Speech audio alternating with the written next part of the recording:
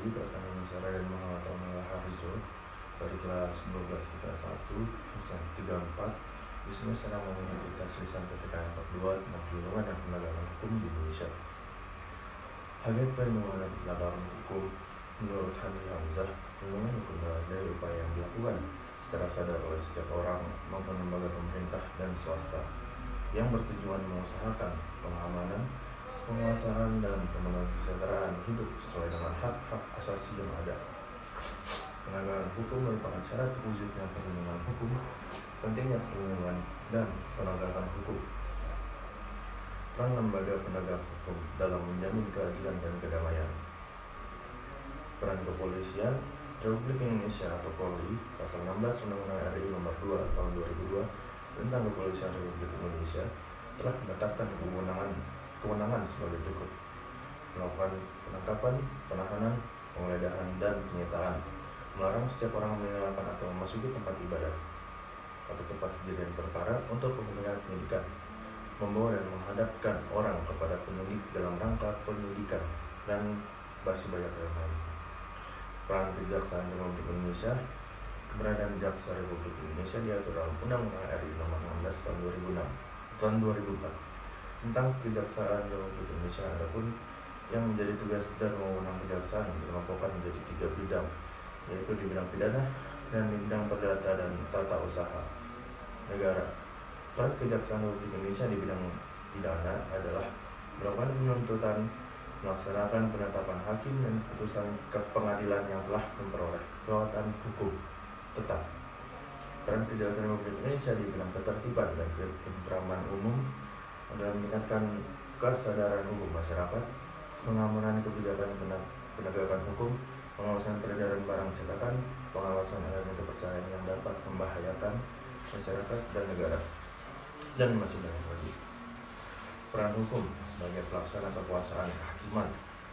Hakim adalah pejabat peradilan negara yang diberi wewenang oleh undang-undang untuk mengadili menurut ketentuan Undang-Undang RI Nomor 48 Tahun 2009 tentang kekuasaan kehakiman.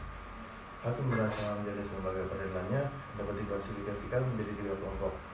Yang pertama, hakim Mahkamah Agung yang disebut dengan Hakim Agung. Hakim pada badan peradilan yang berada di hakim bawah Mahkamah Agung.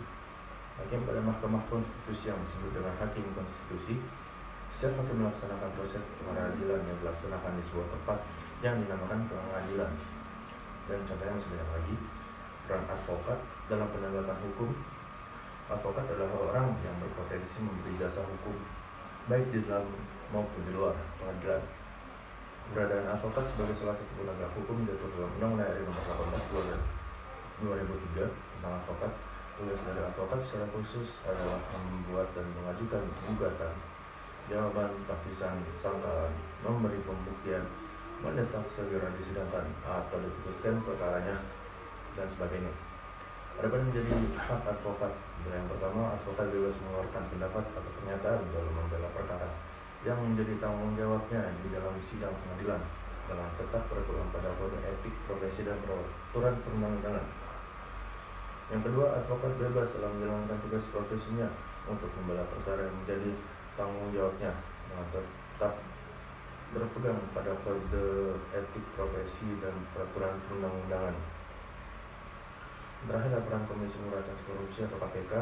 Pemberantasan korupsi disingkat KPK adalah sebuah komisi yang dibentuk pada tahun 2003 berdasarkan Undang-Undang RI tahun 2002 tentang Komisi Pemberantasan Tindak Pidana Korupsi. KPK mempunyai tugas sebagai berikut. Yang pertama, koordinasi dengan investasi yang berwenang melakukan pemberantas tindak pidana korupsi.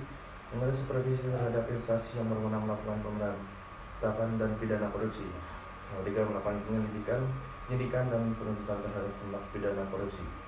KPK memiliki wewenang sebagai berikut. Yang pertama, mengkoordinasikan penyidik